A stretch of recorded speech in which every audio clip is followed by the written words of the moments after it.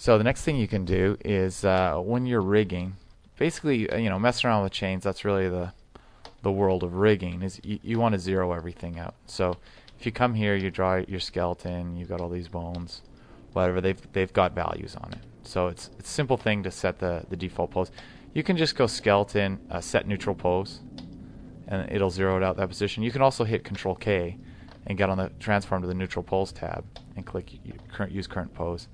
And you can see it's zeroed out now. So if you go and change everything, you can just hit Control Shift R or Shift R if you're active in rotation, and then it's just going to zero back to that position. It also means your offsets are, if you want to be 30 degrees off, and you always want it to be against some base pose that you define. That's really what the neutral pose is used for. Another thing that's nice in there in this in that kinematics tab is pivots. So if you've got a finger curl here, let's say this is your finger, and you want to come in and have here. I'll select all those, and I'm going to get to multi-local transform. If you want to come in and say, okay, these are all zeroed out. So let's use current flow. So 0, 0, 0. Everything's 0 at this position.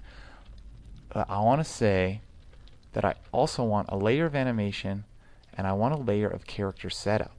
So my character setup comes in and does a curl, but the animation animates against that. Well, you can just go into the pivot on the, what are we on the Z, the compensation on the Z, and you can have that drive the whole thing, and because it's underneath the neutral pose, it's always zeroed. So if I have this thing animated, I go zero this out, I have this finger animating, it goes here, key, and animates down a little bit, key.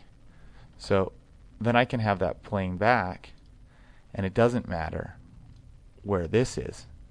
It's still going to keep that animation. It's going to still do that. So we have this kind of non-destructive way of wiring through, wiring through expression, through scripted operator, through rigging control, and then animating through animator control.